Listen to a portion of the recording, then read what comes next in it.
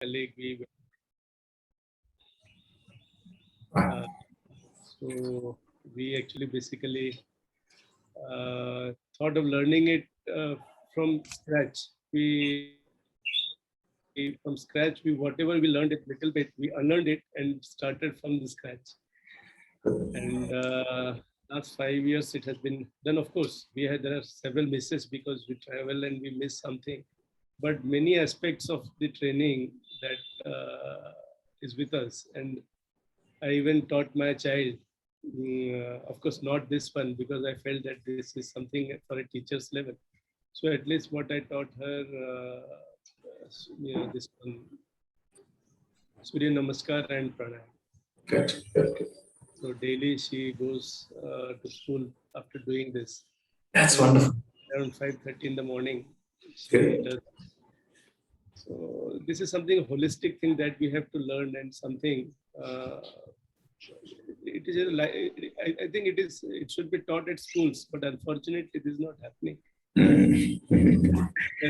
At this age we are doing something, but anyway, thanks to Guruji. And it was certainly a fulfilling experience, and thought of taking it forward and learning for the teachers program, and getting it certified from a serious practitioner and authorized, authentic guru. So I'm really very thankful to you, sir. Thank you. See, in early 80s, Swami Satyananda Saraswati has declared that yoga is the essential need of today and the culture of tomorrow. This is what his statement was, because he traveled almost every nook and corner of the world. Actually, there is no street in this world that he has not traveled. Such an intense traveler, and he propagated the traditional yogic system in such a way that he picked up the people, he chosen the people, and transformed their life. Those people who touched by Swami Satyananda Saraswati has transformed minimum 100 to 1,000 people. This is the way it's got spreaded. He declared that, he quoted that yoga is the essential need of today, and it's going to be a culture of tomorrow. It was happening in 80s. Exactly after 30-40 years from his time, his disciple Swami Niranjanananda Saraswati saying that kind of yoga, which is the physical and mental aspect of yoga, time is over. It has completed. Now, the new dimension, the new chapter of yoga is beginning. He declared in 2010. He's saying that so far, whatever the yogic system has contributed to the world is based on the need of the society. Because last 100 years, people were tremendously gone through psychological and biological traumas, the problems. So the traditional system of yoga or Ayurveda kind of traditional system has helped them a lot.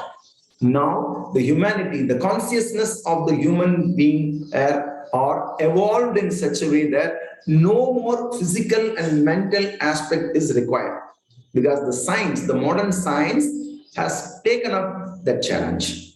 Now you have almost all the medicine for all the disease. So let's say if I have lower back pain, I have medicine, I have a surgery, I have a modern system to cure my lower back pain. I need not to go to yoga and practice for 1 year and eliminate the lower back pain. Now the science has replaced the traditional system. So what left? Now the second, the future human being need or their requirement is something else. Swami Niranjan says it's not a biological. They don't need any biological support or solution from the tradition. They don't need any psychological solution from the tradition. They need spiritual solutions, because spiritual draftsmanship, it's what he's coining the word. He's saying human life are divided into two parts. If this is from our Vedic system only, this concept, this idea is taken from the Vedic system only.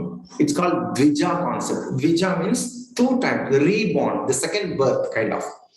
In our ancient India, there is the second birth happens at the time of Upanayana, when child enter into, even if it is male child or female child, when she or he enter into the age of 8 between 12, even in the house itself, a father has to initiate him into the worldly life or the second birth. But now the time has completely changed. We are into a globalization concept, and we are living in a global village. So human being automatically, the first 40, 50 years of life is fully involved and spending their whole time with the worldly life. It's okay. It's accepted. They are not denying, don't do any worldly stuff. Up to the age of 40 to 50, people are doing so much of, they are putting so much of their effort into the worldly stuff. They are earning, they are becoming a very wealthy and rich person. They are developing their health. They are constructing their family. They are constructing the social environment. Everything is happening up to the age of 50. It's okay. But when they enter into the 40 between 50, people are, even a male or female, people are having a big gap. They are feeling that there is a vast amount of my life has wasted, or the majority of portion of my life spent for petty things. That's what they feel at the age of 40 between 50. So here the Dvija concept says there is an opportunity for you.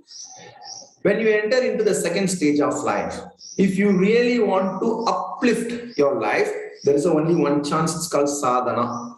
You get into any kind of sadhana. It can be a spiritual sadhana. It can be the musical sadhana. It can be anything. But make sure that your focus should be on the sadhana, at least at the age of this mid-age, so that the third part of the life, let's say 40 years, whatever you did, your success or your failure, your emotionally very strong person or emotionally very weak person, whatever you did it's okay. But the second half, when it turns, when you grow beyond 40 years of age, if you are not practicing any sadhana system, if you are not into any sadhana system, automatically there is a pathway towards lamenting. Your third phase of the life, once you cross 60 plus, you are going to make a complaint on each and every stuff around you, including you. You keep on making complaint about yourself, and also you keep on lamenting about the environment around you. This is what going to happen when you are not into any sadhana. This is what Swami Niranjanananda Saraswati says.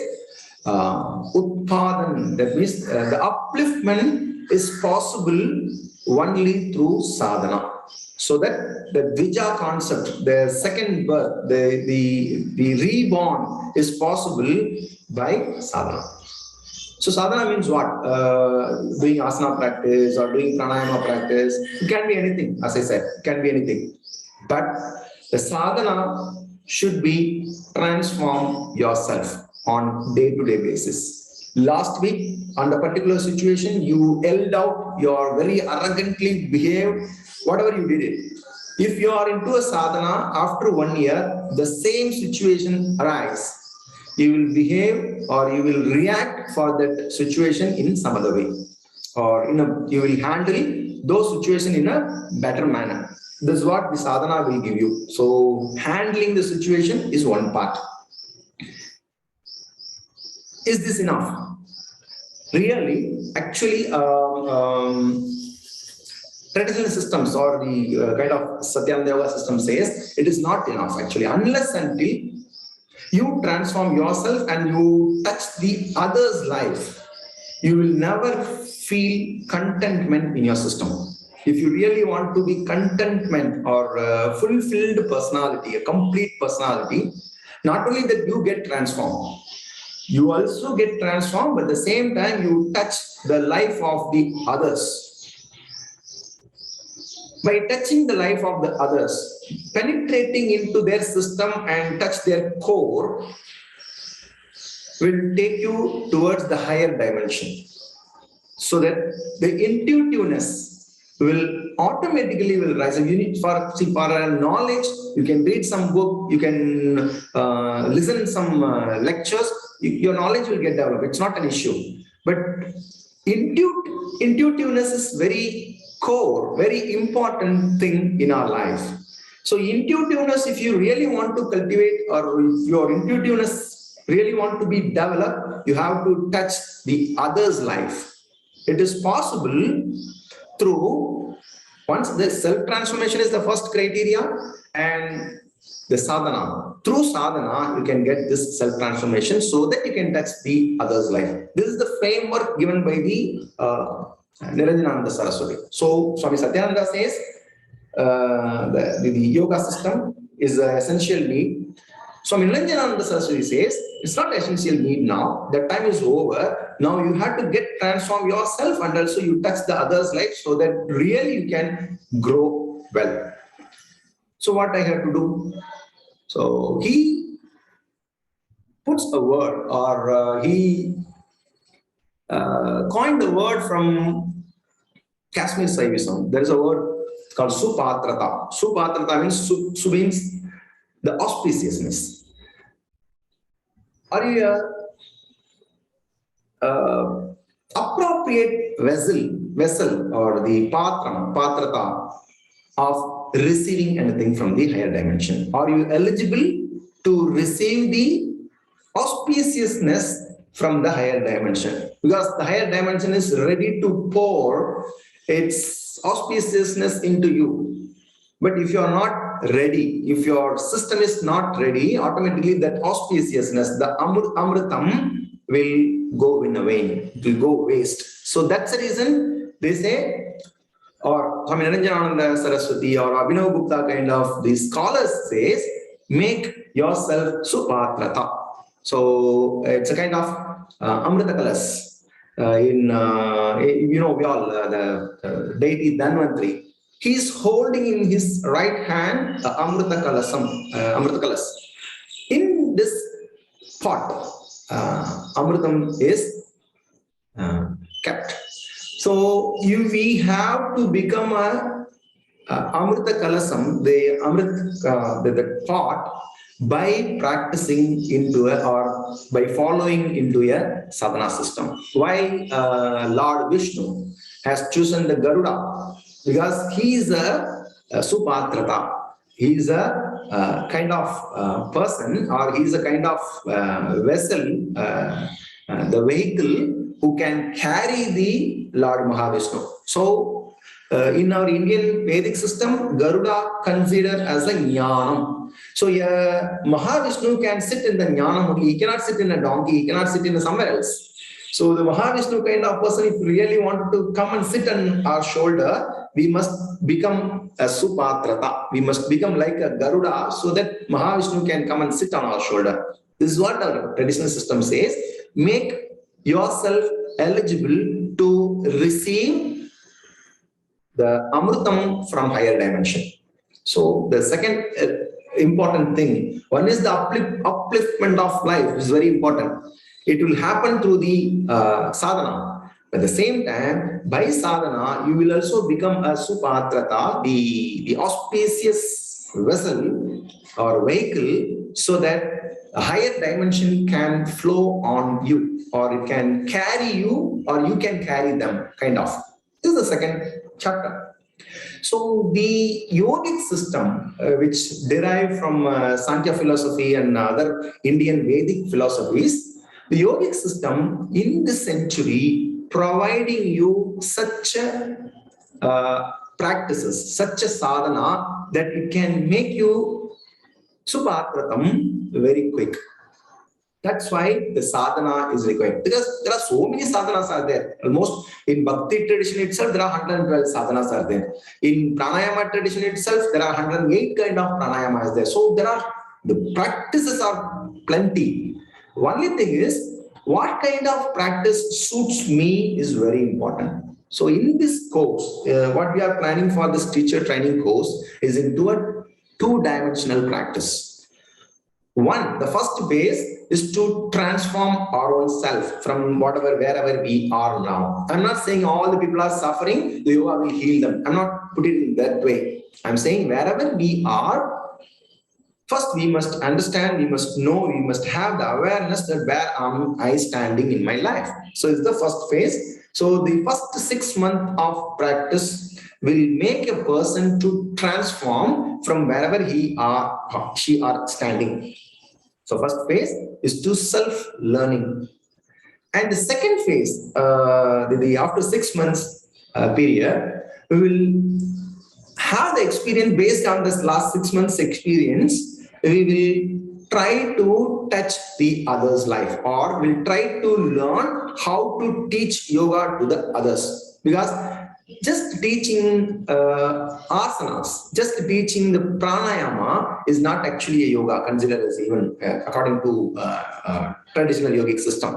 Because there are hundreds and hundreds of videos are available in the YouTube saying that you need just 30 hours to learn how to teach a particular asana or Surya Namaskar to the others.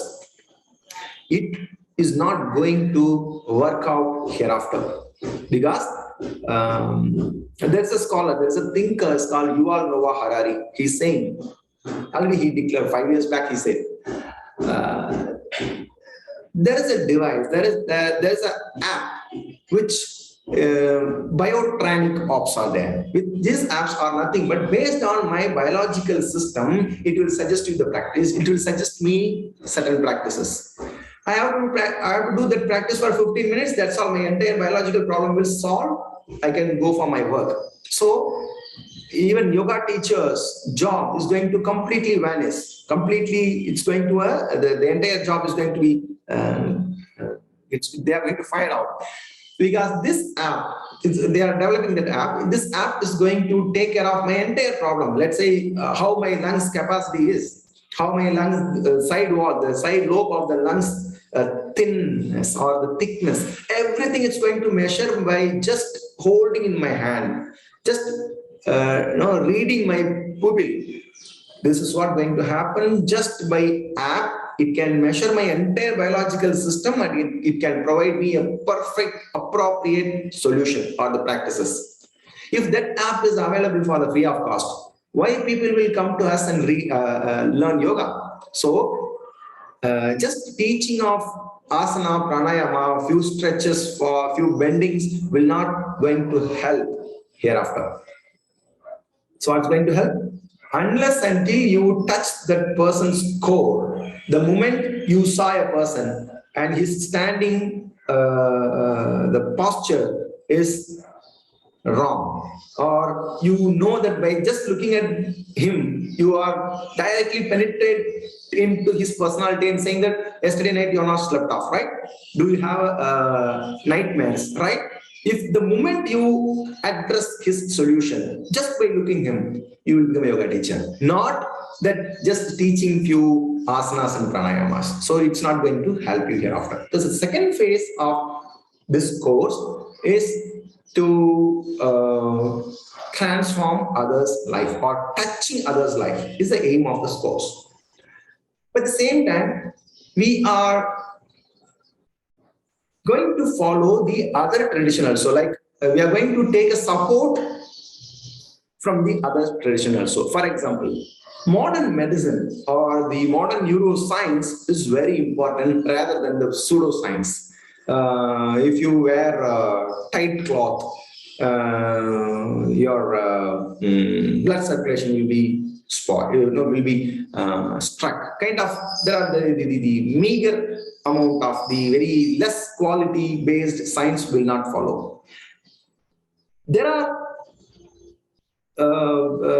very well qualified doctors who can respect the traditional system also and also who can practicing or who are practicing the modern science. So that kind of doctors, that kind of scholars will address us or will take the sessions for us in this course. That's our first plan.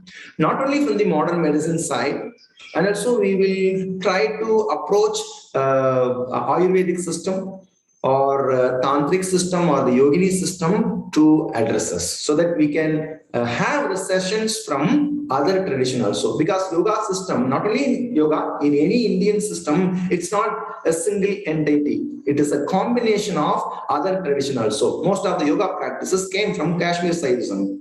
Most of the yogic system, the philosophical aspect came from the Samkhya system. So yoga is not just single entity platform. It's combination of other tradition. Most of the mantra sessions came from the Bhakti and the Puranic versions. So yoga is not that just stretching the hands or bending the knees.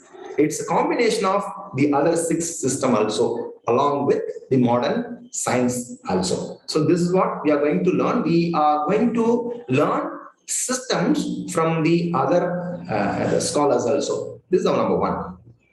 Because the Swami Niranjananda Saraswati coined this second chapter as the Atma Bhavam and Sadhana. There are 2 things he's saying. One is, when you are doing practice, you must do the practice with the Atma Bhavam, your inner core, Atmic kind of sadhana it should be. And also when you are teaching, when you are going to approach a person, or when you are going to touch the other's life, the sadhana and Atma Bhava should go together, so that you can contribute some auspicious thing in others' life. Unless until you contribute this kind of the auspiciousness into other life, you will never going to feel fulfilled and contentment. So this is what the structure of the course is. So first 6 months, we are going to learn practices which is traditional, which is going to transform first our own self. Transform this, and I'm not saying we become enlightened only in 6 months. I'm saying a minimum amount of just 1 inch of transformation is enough actually, from the normal human being to a better human being. It's a one phase. It's on our own life. And the second phase, we are going to learn how to teach others, how to contribute something good for their life. So there's 2 phases. In this, every 3 months once, let's say in this 1 year time frame, we are planning for at least 100 sessions. At least I'm saying. In this 100 sessions, at least weekly, 3 sessions we are planning. 2 will be practical session, 1 will be the philosophical and the theory session. This is what we are planning. In this 100 session, every 3 months once, we will revise the entire whatever we have learned in last 3 months. Let's say we start the course by September, October, November, whatever we are learning, and in the month of December we are going to revise all the practice. That revision will happen in somewhere outside. It will be in the live session. It will be in a direct session, not on online. Let's say in month of December, probably we may go to a nearby Mumbai somewhere else. So Rakesh also can join. So we'll have some class over there. For 2 days, we stay somewhere. We'll entire 8 hours in a day. We'll ponder over last 3 months of practice. This is what we are planning. So every 3 months once, we'll go somewhere somewhere and directly we revise and learn stuff. This is one aspect. So every 3 months once we'll revise, and also we'll have a direct session. This is one aspect. And the course syllabus, I'm not going to print out everything for the next 1 year course. I'm not giving you as a book. What I'm going to do is every 3 months once, wherever we are meeting, till that portion we have a printout or the book kind of stuff, so that we can revise and we can get ready for the next set of practices. In this basic course, we are planning for at least 100 different asanas. Actually, the 84 traditional asanas we will learn. apart from that, few variations of the same practices that we are planning. This course is not actually up to the chakra awakening kind of practices. In this course, whatever you are going to learn, it will help you to take the basic course and the intermediate course. So after completion of this course, you can start teaching the people basic level and intermediate level. Intermediate level up to the meditation. So we will give you that kind of the syllabus, saying that basic asanas, therapeutic asanas, and few meditation techniques you can teach after this 1 year course. So this is the set of practices we are going to learn. And yes, eligibility. First few months, let's say first few weeks, you may need 1 or 1.5 hour practice every day, at least 4 to 5 days a week initially.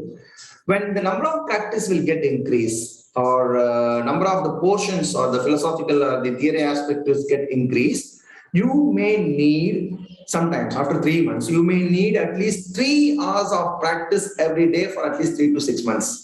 In between, middle of this course, you have to intensely practice at least for 6 months.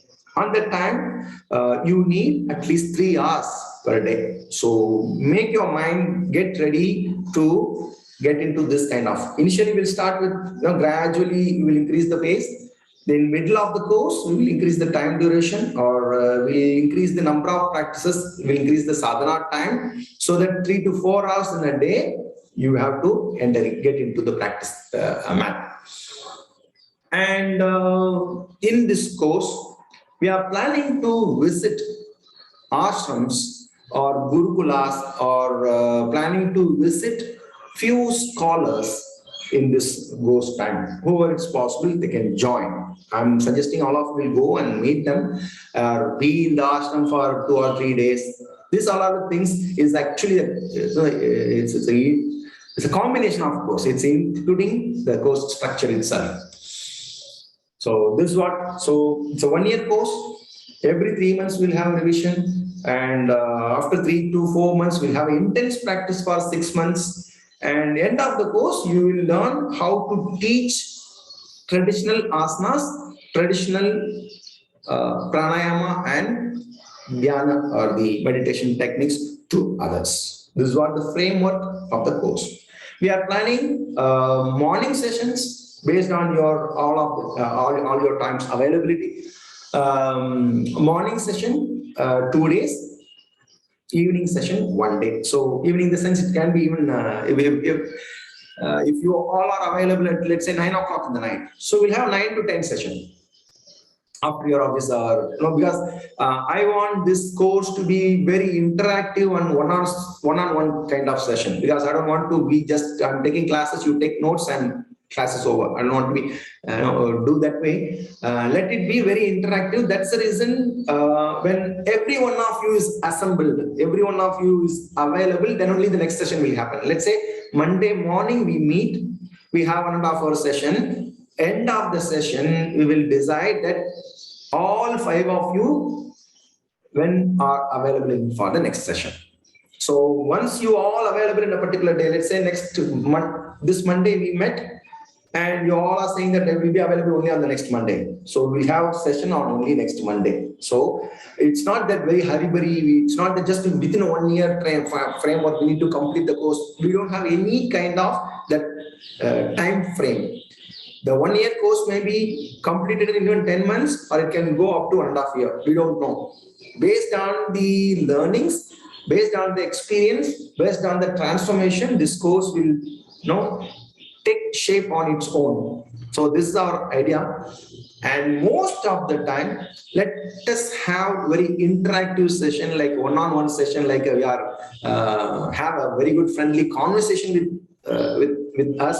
It's not that I'm keep talking and you just listen. It will not. It should not be like that. Anyway, in our session, it will not be like that. So let us have very interactive session. So hope you all have the framework idea of this course. If you have any doubt, you can please now for next 10-15 minutes we discuss. If you have any doubt, you please ask me. Or if you want any further clarification, please. You can unmute yourself and you can. Ishwari ji, namaste.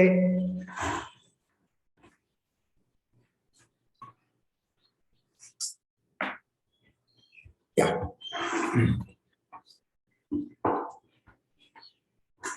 Yes, Rakesh ji. Yeah. Certainly, this is the way I was looking forward to, because it is the more of experience rather than doing the postures. This is what I was looking forward to, because many of the things I have read in the different books, but it is certainly the experience part that is what is critical to this learning. So I would prefer, if everybody is okay with it, early morning session, which will be the most peaceful time to learn the things, and I feel that time is certainly divine. Okay. So I hope. Yeah. Shivakumar. Vijay. So with timing, என்ன timing உங்களுக்கு suit ஆகும் அப்படிங்கறத சொல்லுங்க. Will plan அது எப்படின்றத. ஏன்னா நம்ம ரெண்டு செஷன் நடத்துறோம். ஒன்னு வந்து தமிழ்ல மட்டுமே நடக்கக்கூடிய செஷன்ஸ் அங்க போயிட்டு இருக்கு. ஒன்லி தமிழ், அது தனியா செஷன் இருக்கு. இந்த செஷன்ல இப்ப வந்து இதே கண்டென்ட்ல நடக்கக்கூடியது. இந்த டைமிங் உங்களுக்கு சூட் ஆகுமா பாருங்க. இது இப்ப உங்களுக்கு டைமிங் என்ன? Dubai time? Actually, 6:30. 3 hours difference for us in India timing and Saudi timing. And Okay. also for us in holiday on Friday and Saturday only. Sunday is the regular day we started. Okay. For timing is the big problem. I have to attend time சொல்லுங்க. நம்ம அந்த frame முடிதா பார்க்கலாம். சொல்லுங்க என்ன time இந்த time உங்களுக்கு கன்வீனியன்ட்டா இருந்ததா? இது morning 6 o'clock. No, because my son is going to school like 6:30. He is going to 6:30. After that only I come back. But for me, timing is totally different. Maybe Shiva will be able to do it. Yeah. Okay, we'll plan. Time நம்ம discuss பண்ணுவோம். Timing I will discuss. Ishwari ji. Namaste. Namaste. How are you? I'm fine, thank you. So Yeah, I'm also fine with the morning sessions. Okay. And probably preferred are weekends. And regarding evening session, I don't have any issue. Any day I can join. Probably after 8 o'clock I can join. Morning I can be available maybe until 8 o'clock. Okay. Morning, so it's not an issue. Right. So we'll plan accordingly. We'll plan. Check. Timing part anyway we'll plan how it works, and it should be suitable for all of us. So based on that we'll fix the time, and anyway we'll let you know. It's not that very tomorrow or day after tomorrow we're not going to start. Anyway, I'll discuss with all of you based on suitability of all your time. I will start the first session within next 1 week. It will take next 1 week time, and in this course, the first few classes or first month, first we will set a framework for the entire course. What are the asanas we are going to learn? What kind of pranayama we are going to learn? What kind of meditation techniques is very needed for the society? Based on the framework we will set in first few weeks. So take down you can take down the notes, and the real practice will start after 2 or 3 weeks or 2 or 3 sessions, because it's not that anyway you all are already a practitioner. Already you are doing Tadasana, Tadasana kind of the basic practice. Anyway you are already in the practice mode. So I don't want to directly start from the asana number 1, 2, 3 and all. So first we set the premise, we set the blueprint of the entire course, what are the things we are going to learn and other stuff. Then we'll get into the real-time practices. So here, anyway, I'm going to record all the sessions, but I'm not going to provide you immediately because, as I said, we need to revise every 3 months once. If you need any clarification so that I can send or share this recording file with you. Otherwise, let this recordings with me. If you need it, we can share. Because if you cultivate the habit of just watching or watching the recordings, in the live session, you may not have much involvement. So better will not depending on the recording stuff. Better we have an interactive session on on live classes, on these classes, not depending on that. Yes, if you have any question, if you have any clarification, you note it down. In class, we will discuss so that it will be helpful for the other participants also. That's we plan. So recordings are available. If you want, I can share with you. That's not an issue for me, but it's not a good idea actually. In Advaitic system and all, they not even repeat things. They just say one time.